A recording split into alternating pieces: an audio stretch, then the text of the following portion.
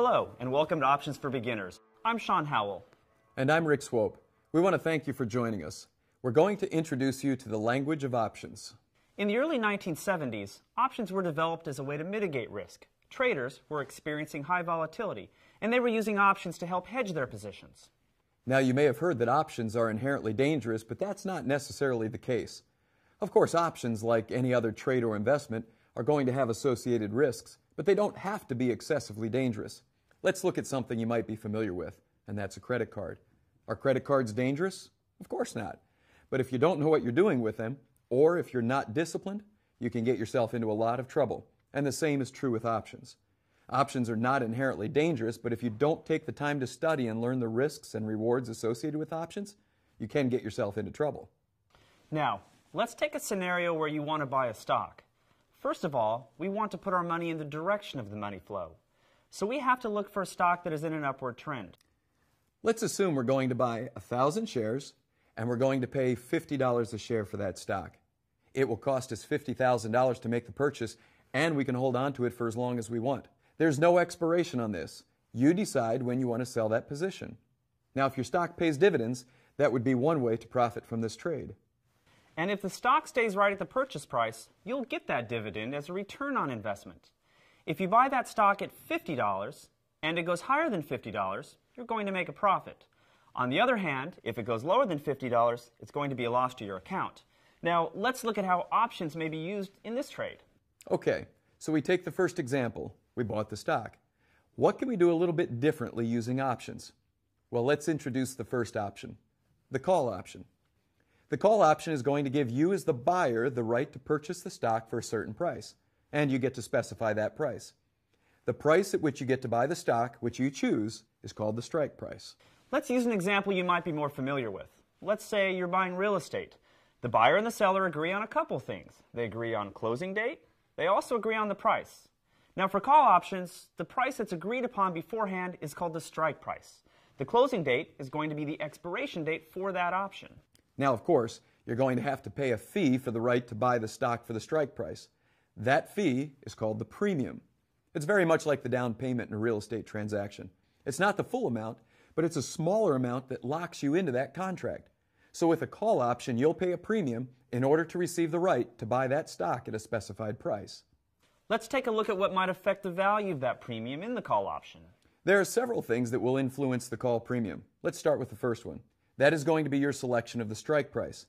As the strike price is lower, there's more built-in value in that call option. We call that value intrinsic value. As intrinsic value gets higher, you're going to pay more premium for the call option. There are a couple of other things that will have an effect on the call premium. The first is time value.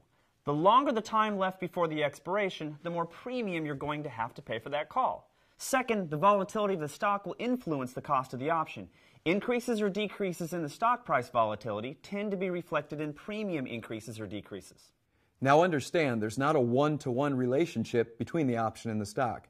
In fact, one option contract represents 100 shares of the underlying stock.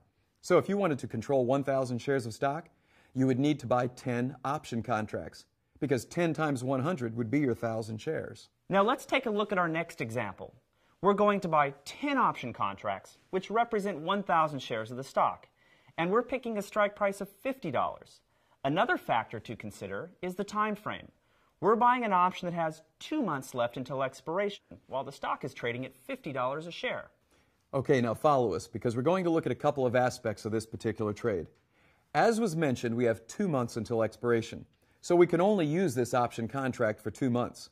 After that, 3 months, 6 months from now, it's completely worthless to us. A couple things could happen from this point. Typically, when the stock price increases, the call premium increases. When the call premium increases, we could sell the call for a profit. But there's also a risk here, and that is if the call premium decreases, which typically happens when the stock price drops. Well, in that instance, we would sell the calls for a loss. Let's consider how we would manage risk. If we buy the stock, how can we protect that position against falling prices?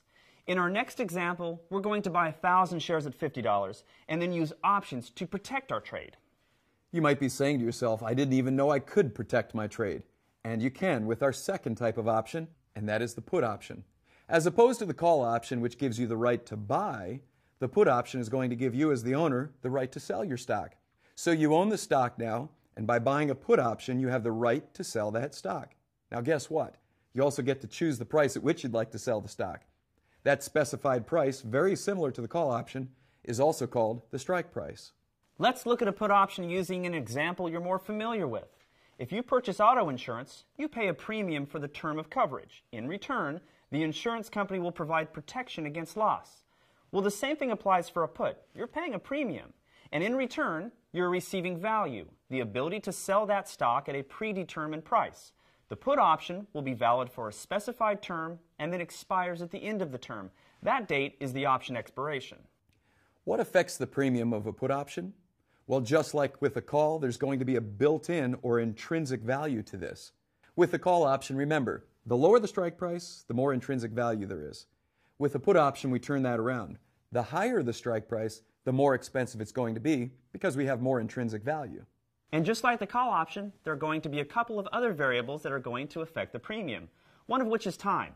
The time remaining until expiration will affect the price of the premium. More time equals higher premium. Finally, as the underlying stock price has higher volatility, that volatility will be reflected in a higher premium for the put option.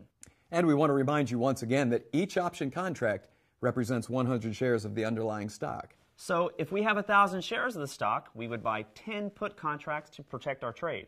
Here's an example.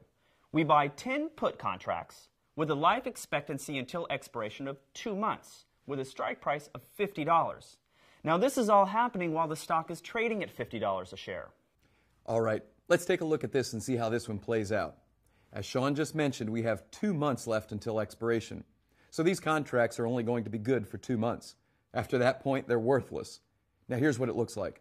If the stock price falls, we have a couple of choices. The first is this. We can take that put contract that we own and we can go to the market and we can say, I want to sell my stock for the strike price. When we do that, that's called exercising our option. But another thing we can do if the stock price falls is we can sell our puts because they're going to be worth more and simultaneously sell the stock. Now understand, this might be a little bit confusing, but the key point here is this. Whichever choice you make, you'll have more protection by owning the put contract than you'd have without it. Now, if the stock rises in value, the put option is going to expire worthless. But that's okay, because you're going to be profiting from the long stock position. You know, we've introduced a lot of terms now, and we want to bring this all together by actually walking through some option trade scenarios. So we'll start with the buyer. The option buyer pays a premium for the right to make a trade. On the other side of that, with every right, there comes an obligation. So the seller will actually collect that premium, and in exchange, they place themselves in an obligation. Let's take a look at a call buyer. A call buyer is paying a premium to the seller of that option, and the call buyer has the right to purchase the stock at the strike price. Remember that with every right comes an obligation. So the seller of the call option places himself in an obligation. Their obligation now is not to buy the stock, it's to sell the stock. The seller of a call option is obligated to sell the stock.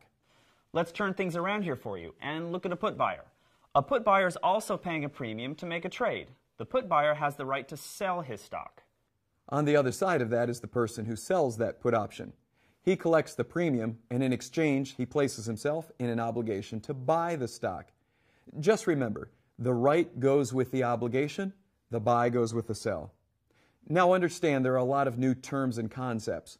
Speaking the language of options is really like learning to speak a language. It's not reasonable to walk right in and expect to speak it fluently. Like a language, learn one word at a time, one sentence at a time, one phrase at a time, and with a little practice, you'll become more fluent. Make sure you visit the E-Trade website for more educational videos. I'm Sean Howell. And I'm Rick Swope. Thank you for joining us in Options for Beginners.